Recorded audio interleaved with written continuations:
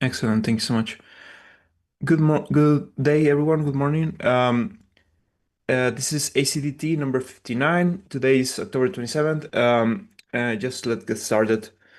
The first thing in the agenda is Fusaka. So Sepolia, BPO 1 fork happened last Monday. I wanted to touch upon that topic first. Do we have anything transcendental happening during the update? Any updates? Uh, yes, basically, anyone has any updates on that? Yeah, so as Mario said, BPO 1 has happened a while ago now. We are now focusing on BPO 2, which is going to happen in 9 hours. And then later on the same day, we're going to have the Hoodi fork as well. And then a week from now, we're going to be looking at the BPO 1 on Hoodi. So far, everything was pretty calm.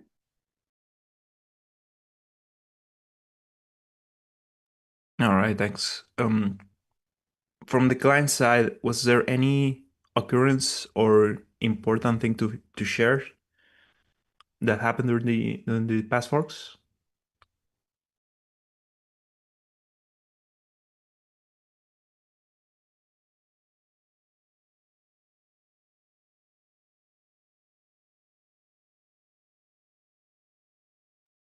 I'm guessing not. If that's the case, uh, we can move on. All right. The next thing is Devnet status updates. I have this on the agenda, but I don't think there's many things to share here either.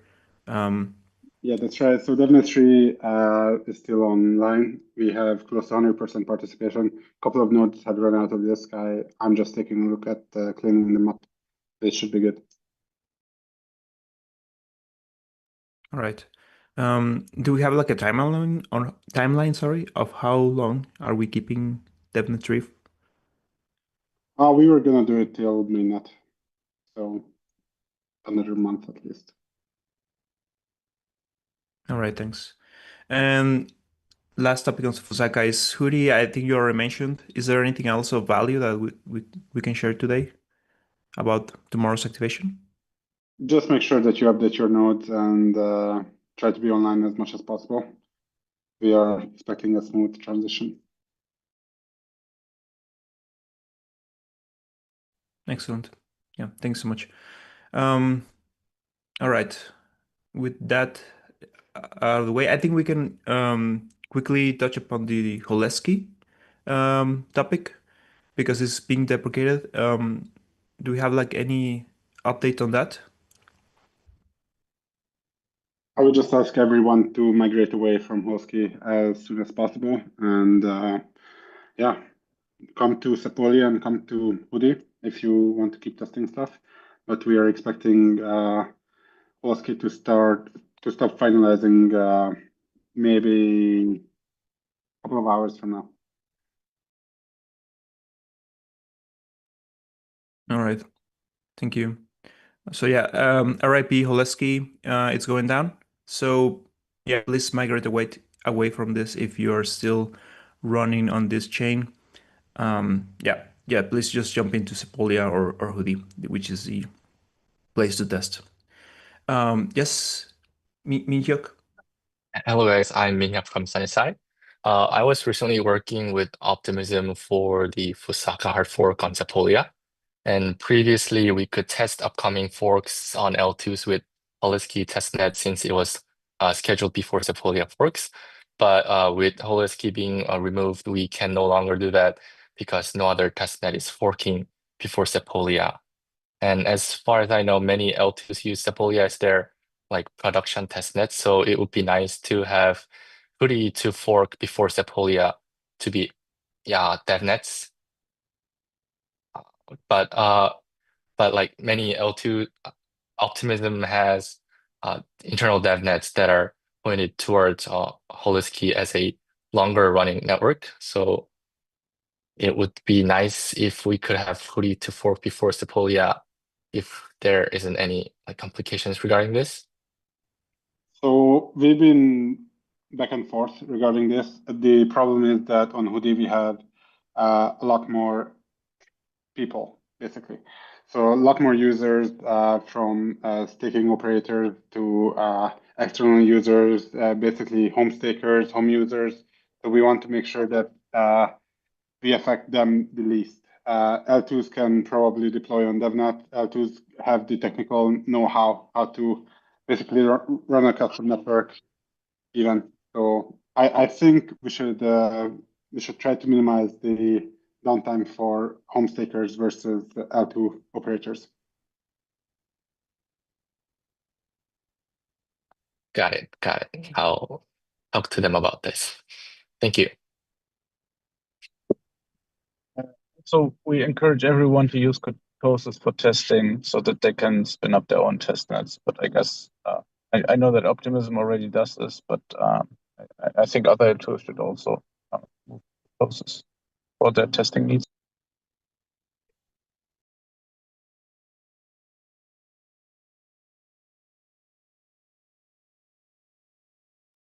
Thank you. All right. Any other comments on this?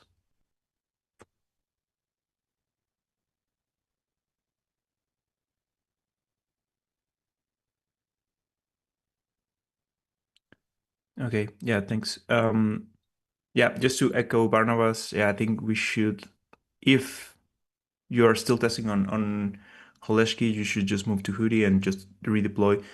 And yeah, this question has been back and forth many times already. With regards of like Sepolia is the place to test now, but yeah, if something breaks in Hoodi, it's gonna break also in Sepolia and vice versa. So I think we should have like make this redundance of deployments if possible. All right.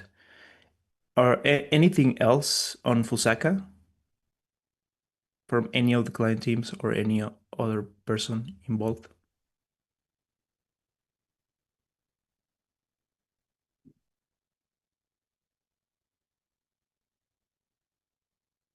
All right. Yeah, if nothing else on Fusaka at the moment, we can jump into gas limit testing updates. We have only two topics here. The first one is the 60 million gas. Is there anything that was left here to discuss? I believe most of the clients have already launched the clients with the 60 million gas default. If I'm mistaken, please speak up.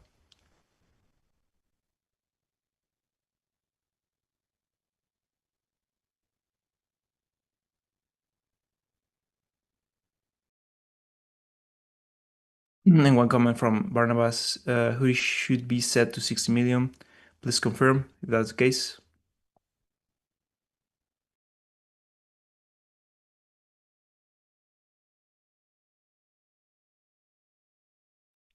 And Camille mentions that this was the case for Nethermind from a long time ago.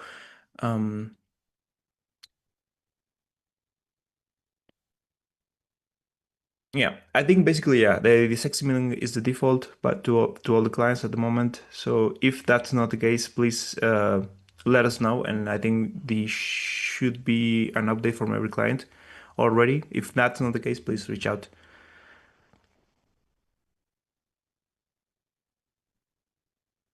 All right.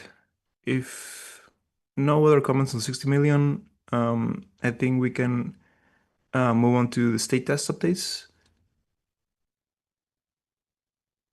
I see who's in this call. Camille? Yeah, hi.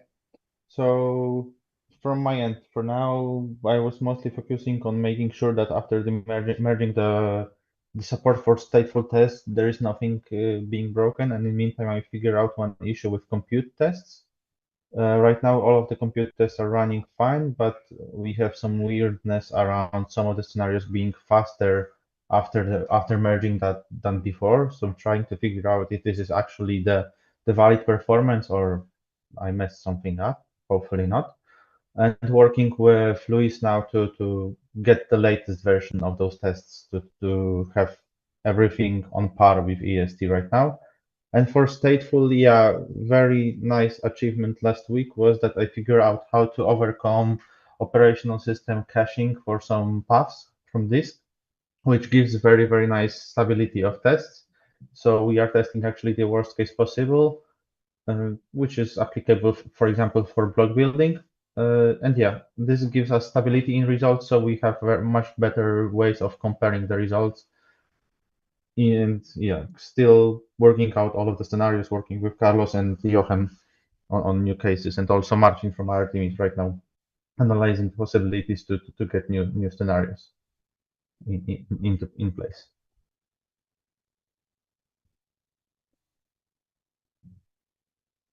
Amazing. Thank you so much.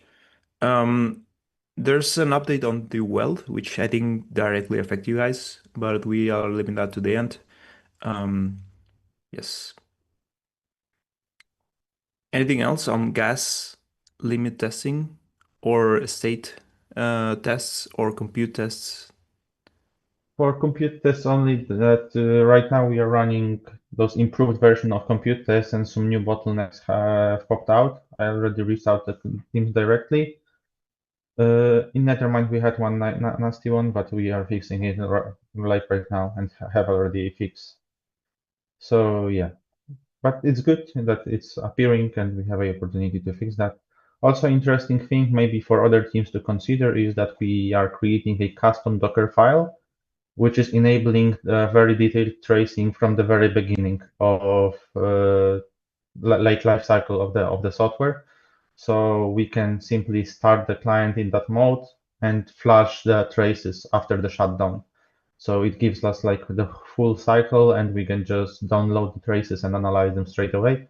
So maybe this is something to consider to other EL client teams to create such a specialized Docker image where we can build it, and they will have traces in the form they like the most. It already benefits Nethermind client at least quite a lot. Do you have like a document or link that you can share so other clients It's can still take a on look? draft, but once we'll merge it, I will send it, because this will be unique for every client team, as I believe. For example, we are using .trace, which is for .NET applications. And So if for I our can add applications, something, by traces here, I think Kamil means profiling data. yeah, So this is so we are using tools dedicated for .NET for profiling, so we can not only check the performance, but actually dig deep into like which method took how much time, etc. Yeah, we also have this. Oh, we had this for a long time. That we guess you have the pprof. The pprof starts the pprof server, and you can basically start.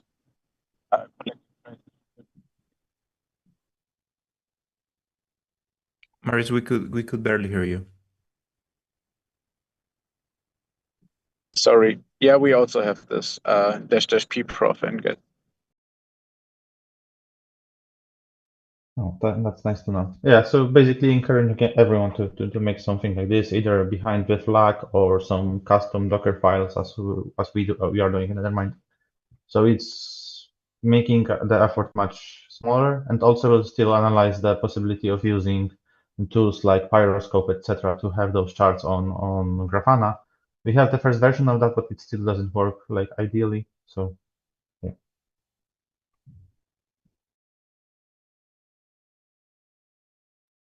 Thank you. All right. Any other comments on this topic?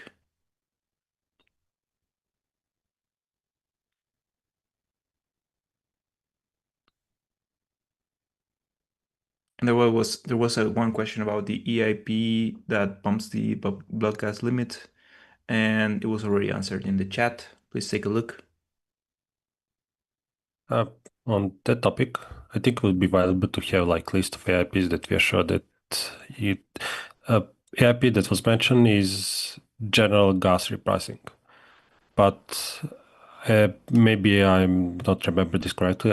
I thought that there was some precopals that we need to change the gas so we can bump the gas limit to 100 million. I was most like interested in those EIPs. Yeah, I guess you're talking about the Modex repricing, right? No, I think Yeah. I think you mean the stuff that we are not changing with Fusaka already, right? Like for Glamsterdam. And for Glamsterdam, the only one that really comes to mind for 100 million is possibly the EC ad or like the EC. Yeah. Yeah, EC ad. But Yeah, as I know far that as one I is can missing. tell, as far as I can tell, we were doing quite a lot of benchmarking and quite a lot of improvements landed over the time, and it seems like it is above the risky threshold. But we'll reevaluate more. Okay, okay. That's perfect. Thanks.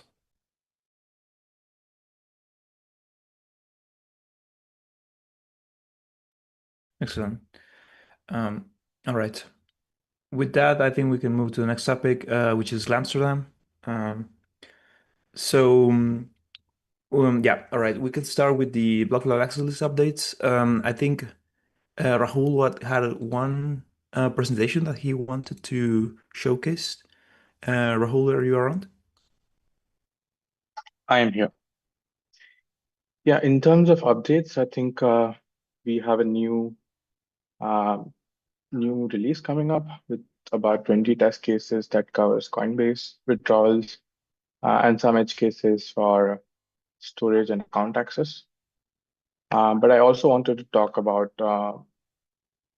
an interesting bug that came up when we were testing block access list.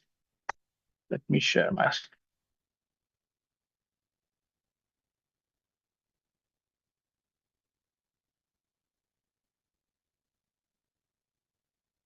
Okay, can you see the screen now? Yes. Okay, so yeah, like I just wanted to highlight a certain bug that escaped all three clients. We were testing like the very early phase of testing. And I just wanted to highlight a particular bug that escaped.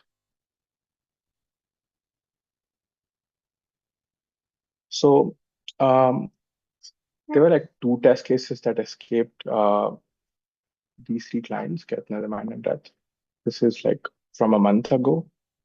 The first reaction to it was, whether it's something wrong with the testing framework itself. So we later discovered that the test was right. And these kind of bugs that escape, all clients are especially evil, because if we did not have tests for this could have, continued to be hidden in for a longer time. So I just wanted to understand, how did this test case came to be? So this came originally from Dragon, but Dragon here is not talking about the test case itself. So he's talking about something that he's discovered with REVM. And sorry, Rahul. Yeah. Sorry to interrupt you. But are you changing slides right now? Because we can only see the LibreOffice Impress window at the moment, not the full screen. Okay, let me reshare it.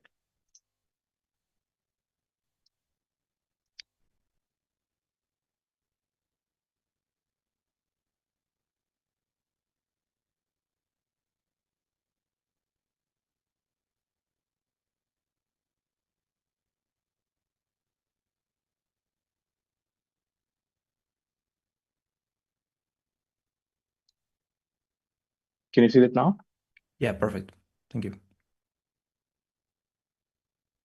Okay. So yeah, so just want to talk about a certain test case that got discovered. So like I said, our initial reaction was to figure out, if there's something wrong with the test framework itself. So it turns out like it was a valid test case that all three clients were failing. And these kind of clients are, this kind of test bugs are especially evil, because if there was not a test case to catch this could have escaped to maybe like devnets or testnets.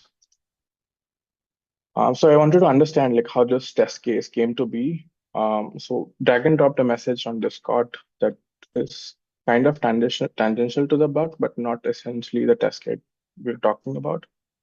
So he's talking about some kind of bug that he faced in REVM. And we created a PR for it. And we iterated on it, and this is Mario's comment, bringing in a fresh angle to that test case. And this is like the test case that caught the bug is from this comment from Mario. So we are experimenting with like a simple markdown file that captures all these ideas at one place.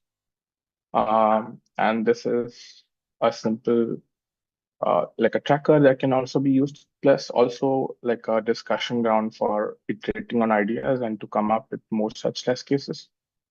This is kind of difficult within Discord because you get a lot of messages from everyone, and although we do our best, sometimes like ideas can get lost in the shuffle. So yeah, I'd like to propose like maintaining a formal, simple document like a Markdown document that also welcomes, not just the test developers, but other stakeholders like client teams, security researchers, and EIP authors who may not, for specifically know how to write Python test case, but they can, they maybe know the map of Ethereum better than a single person writing the test to like propose a test case, and we'll do the heavy lifting of actually implementing that in Python. What I've also discovered is LLMs really love this Markdown documents. For BAL, I think we have about 2,300 lines of Python code, but the Markdown file is only 60 lines. And I've tried like deleting all the test cases from the Python test cases, and tried asking Claude to generate the test from the Markdown file. And it's been fairly accurate. So that kind of implies that, LLM gain a deep level of understanding from this Markdown. And we can use this rich, data to like, imagine if we had like this document for every EIP, we could just see how cross EIP interactions happen. There's also a lot of interesting stuff that the security team does with AI, so that this can also go in as an input to help ingest EIP specs. This is like also being adopted by Fossil now. And my hope with this talk is to encourage more people to start using it. And that's about it. Thank you.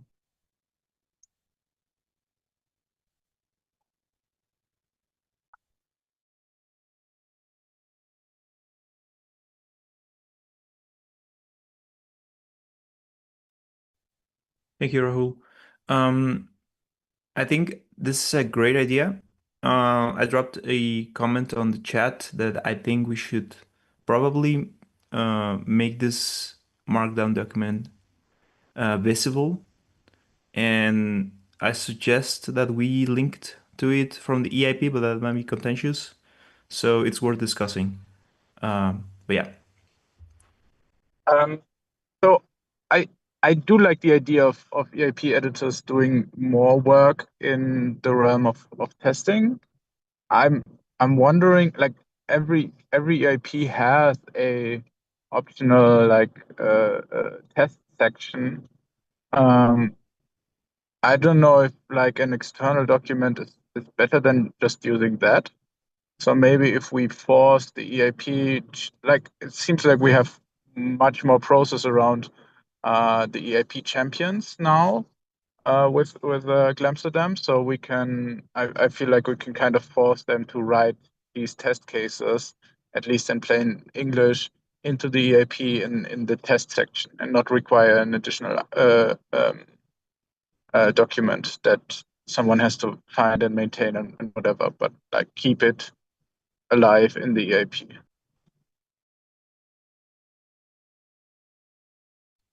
Yeah, I absolutely agree. And I think we can make ways of working it into EELs.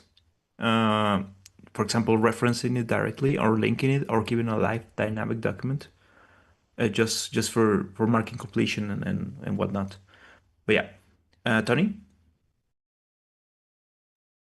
Yeah, I've been using the test cases section in the EIPs, but it feels like, for example, for block file access list, it would have been like 20 to 30 even more test cases in there, so it would have bloat the EIP itself. And maybe a fair compromise could be to use the assets folder of the EIP and put um, and basically enforce that there is a test cases markdown document in there. Because then also we can link from the EIP to the assets folder, and then we solve the problem and keep things clean.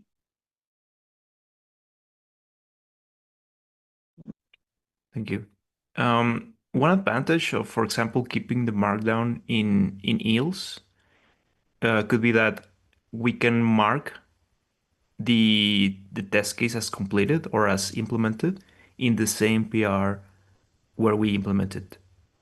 So that's one thing to consider. I'm not like heavily leaned against any of the options, but that's just one thing that could make it like a little bit more trustworthy.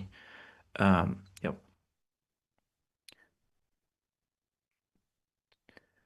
Any other comments on this? Hey, Marianne. Just a quick comment. I can't find my hand to put up, so I'm just speaking up, sorry.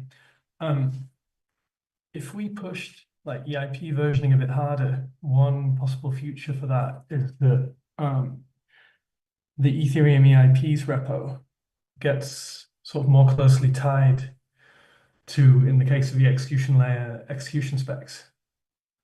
In which case, for example, if you made a change to the specs in an EIP's markdown, then you'd have to back it up with an implementation in execution specs. So this would be, for example, only for CFI'd EIPs. And in which case, if you start making this tighter link, then you could definitely maintain a list of tests in execution specs. But this is all a bit vague and a bit of work in progress, but just an idea.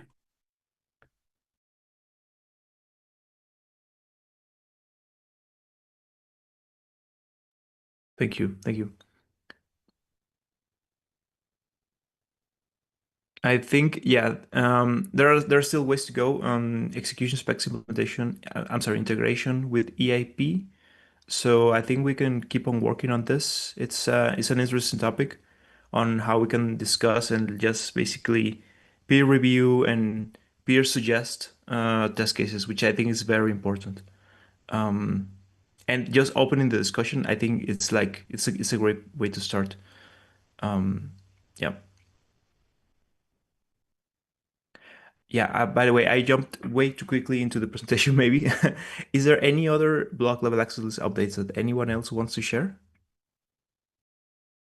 Regarding the devnets, it should be up by the end of today, the first one. I'm just doing some housekeeping, and then it should be up pretty quickly. And I've tried most of the clients today with kurtosis, and they all seem to be running pretty stable. So if you're adding more test cases or iterating on something, it would be good to know regarding the devnet. Excellent. Just for everyone's understanding, is which clients are being included in this devnet? So it seems that it's difficult to get two consensus layer clients working together. So I'm just going to choose either Lodestar or Prism. And for execution, I've tried Reth, Nethermind, Geth, and Besu. Those would be included. Excellent. I think we're missing a couple in there. If, for example, Aragon has implementations finished, I think they should be able to just join, if that's my understanding. So yeah, please reach out to Stefan once you have an implementation that you want to use to join the DevNet. All right, thanks, Stefan. Cool. Any other updates on block level access list that anyone wants to share?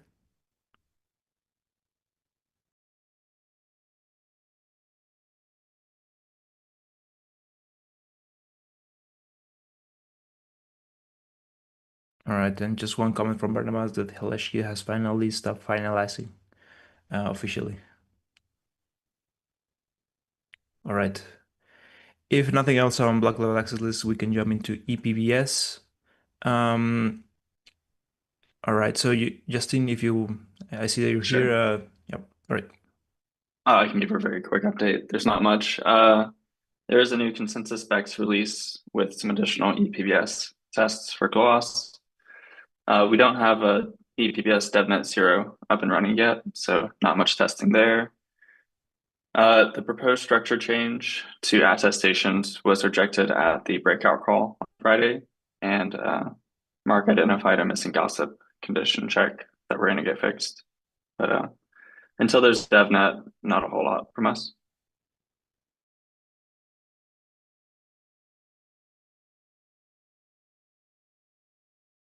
All right. Thank you. Any comments from clients regarding EPBS that needs to be brought up?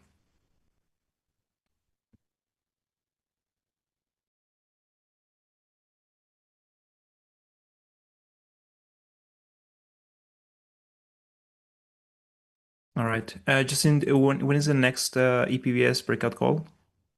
I think it's like 12 days from now, or it's like not this Friday, but next Friday.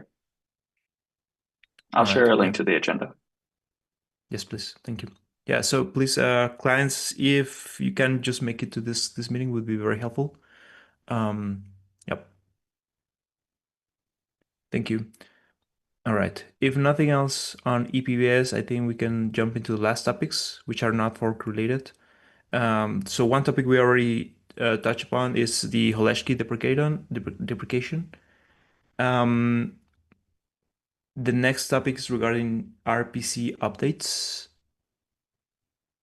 So yeah, basically, a week or two ago, we discussed about enhancing the RPC testing framework, but I don't think there has been any much development as of now. And rather, this is a work in progress, in my opinion.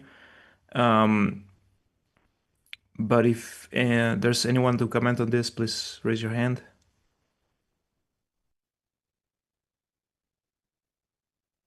If not, we can move to the next. All right.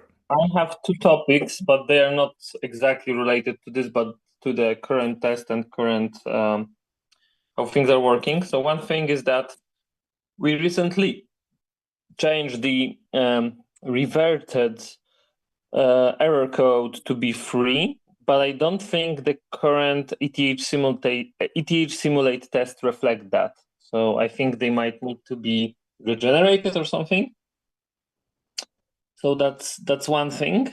And second thing that I don't really like, let's say, is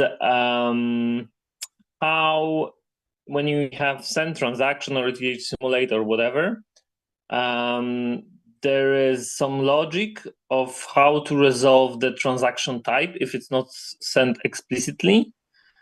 And I'm thinking this logic might not be optimal. And it's reflected in tests. So if we actually have a bit different logic and we fail some tests because of that. So that might be a bigger discussion.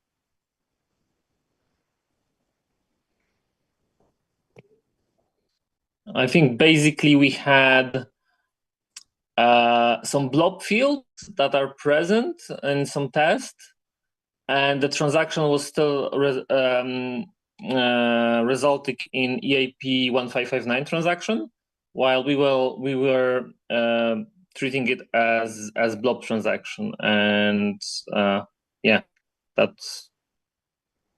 there's a question mark what to do and why, but I think potentially the default gaf behavior should be discussed, at least. Can you open an issue on the execution APIs repo so we can take a look at it and maybe start the conversation there? Okay, so I will try to open two of those. Thank you. Thank you. Excellent. Yeah, thanks for bringing this up. I think the place to put issues at the moment should be execution APIs. Yeah, please just raise the issue and we can just to have a place to discuss this. All right. Yeah, just all right. Sorry, before jumping, anything else on RPC that we want to discuss today?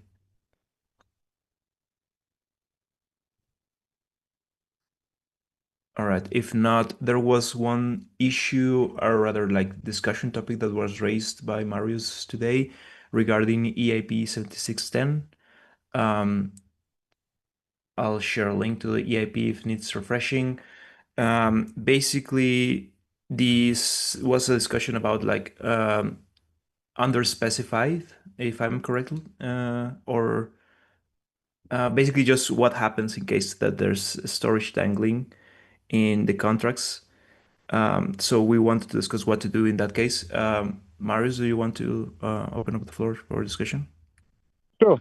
I hope you can hear me a bit better. I was driving, so it wasn't great. Yeah. So the idea was this EIP kind of specifies pretty exactly what we are doing in the case of a contract that has no code but storage, and there are because of like prior revisions of the EVM, there are 28 of them on mainnet right now that we kind of cannot really get rid of in a normal way. And the idea is, or the problem is, someone could, in theory, deploy something there, and then the behavior is kind of underspecified. Like what happens if you deploy a contract to an account that has no code but already storage?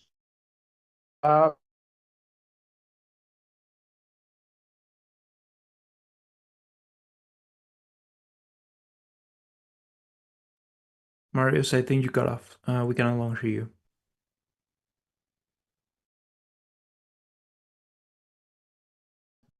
Not really good, because then you have a contract with a different code and like kind of dangling storage. Or what you could also do is just delete all of the storage if someone creates to this contract.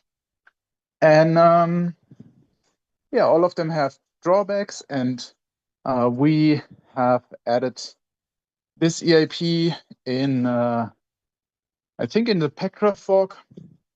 And now Res wants to reopen the discussion around it, because the drawback of how we do this is that every time we create, we would need to look at the chain again and fetch something from the chain again and do a second lookup. For us, this lookup is kind of free because of the way we store stuff. We will just hit the cache. But for other implementations, it might not be as cheap as it is for us.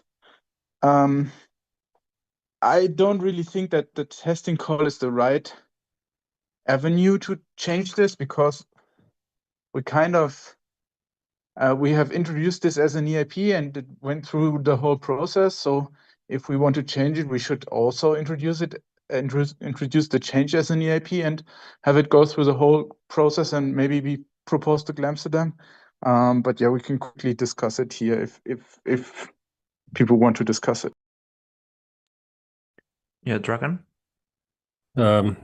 This one of EIPs that was proactively activated, not exactly at hard fork, but because there was no this kind of edge case didn't happen in the history, and it's very unlikely that's going to but you need like hash collision for it to happen in the future. So we are really talking about something that's mathematically impossible to happen. The edge case that requires additional, like for us and for Aragon, requires additional read from the database is not that great. So yeah, that's why I was wondering if I think Get asked this AIP to be included because they did some refactoring inside their code. I think Nethermine was fine with either because they already have similar format of the mercantries and accounts with storages. So it affected us and Aragon mostly. I'm not sure if there is, but if the Get are fine to revert this or having like we can make AIP and just make a change. So I just want to mention that maybe for Aragon and Rust, then you need a additional database lookup, but it's only required if you for the contract deployment, and it's not necessary for all the transactions. So I think for the overall performance, the impact is basically negligible. And also, I think semantically it is like the cleanest way to define the expected behavior around this edge case. And otherwise, for example, if we want to inherit the the storage from the storage for the new contract, or we do some deletion for the old storage, it will basically bring a lot of complexity into the protocol. Yeah. So from my point of view, I think this I/O overhead should be fine. And also, in theory, someone could craft a block with a lot of contract creation, try to slow down the Aragon and REST node, but it's meaningless for the gas, so it's also meaningless for the network. I don't think people will try to do it to perform this kind of attack. Yeah. Yes, Dragon. On other hand, but how difficult will be to get to remove this check? And we can remove this check. We have two options: to leave the storage as is, or delete storage and act as self-destruct. And I think we are talking still about edge case, but that kind of option would work.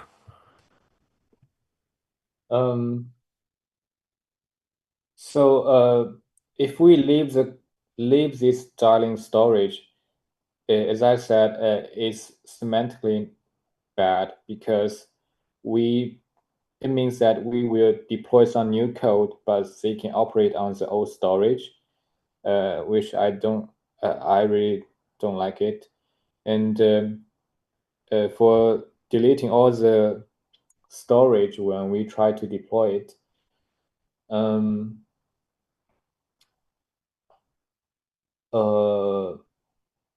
I think we need the ability to traverse all the dialing storage, and I can't remember all the details, but we do have some issues for it. It is the reason we propose this EIP to disable this behavior. In general, because this really edge case and it's probably not going to be triggered. I think at least in my mind, it doesn't matter if it is nice or not. It is more like what's easier. If it is easier just to leave storage as is and use that, maybe we can go with that.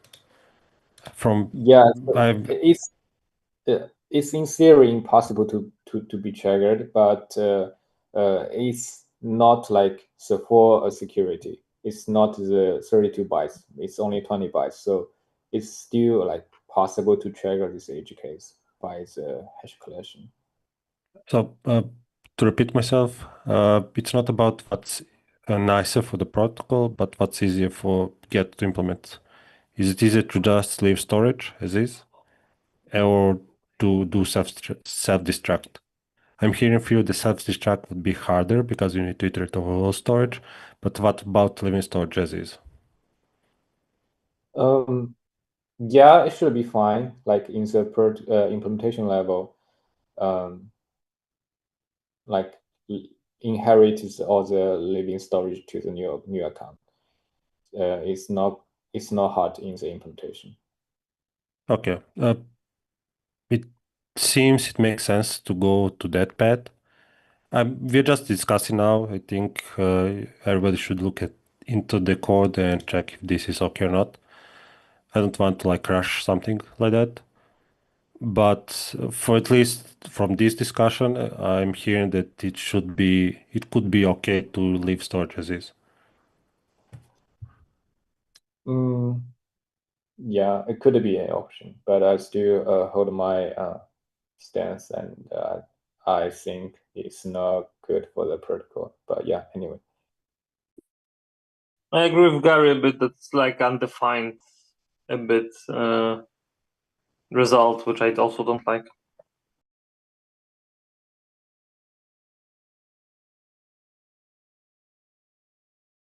Like That's a side why that's why we are talking to define it.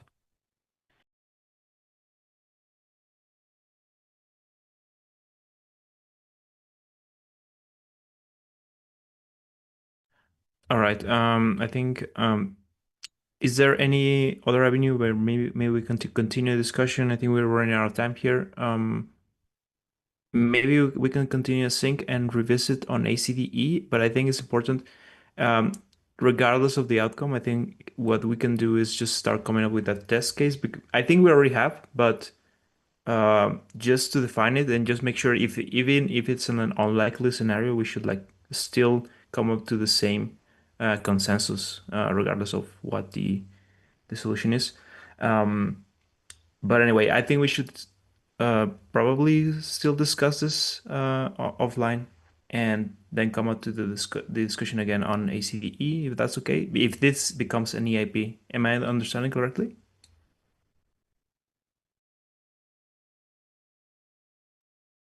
Yeah, sounds good to me. All right, thanks. Okay. I see that we already have a discussion thread on the Steel Discord server, so I think we can continue on there. Please evaluate, and we can try to see if we can come to a conclusion async from there. All right. Good. Thanks for the input, Gary and Dragan. Yeah, the next and last topic is the WELD. Yeah, I believe, Dan, do you want to give a summary of the status on this? Yeah, hey everyone. I can give a brief summary.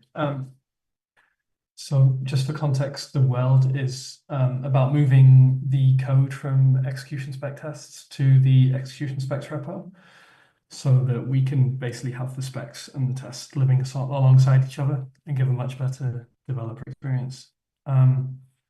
So we've been working hard on this for the last couple of weeks. Oh, really? I don't think I can fix that so quickly.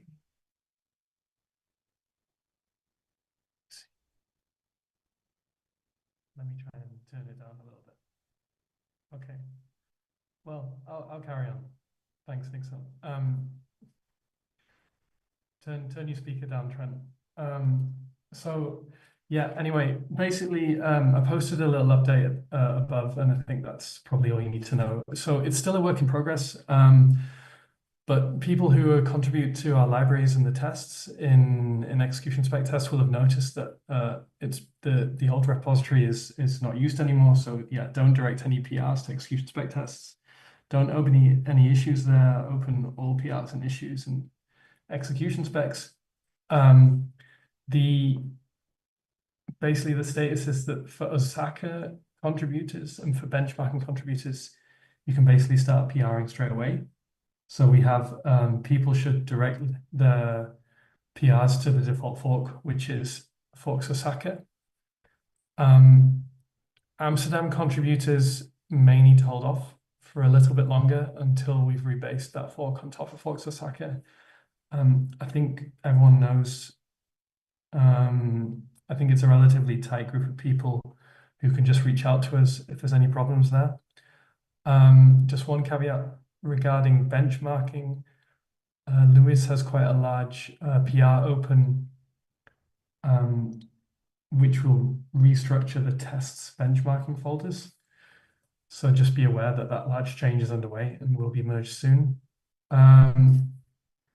Clients don't need to worry very much. HiveView is unaffected, and fixed releases are still a work in progress, but they should be completed this week. And if you need to look at docs for testing, you can go to the old website. That's still a work in progress. I think that's about it. If anyone wants to chime in from the Steel team with a bit more information, then please do.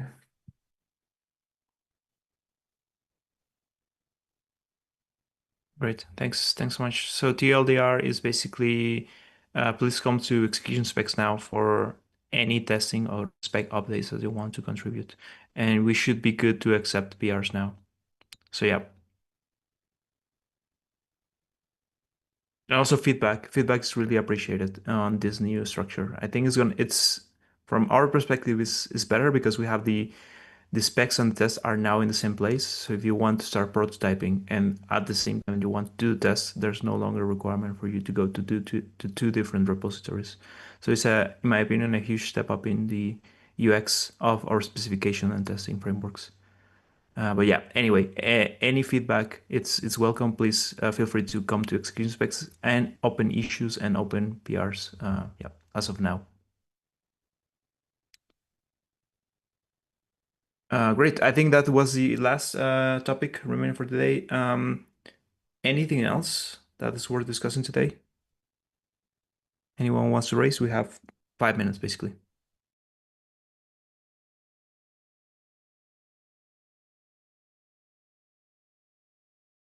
If not, I think we can wrap up. Thanks everyone for joining, and I'll see you on ACDC on Thursday. Thank you.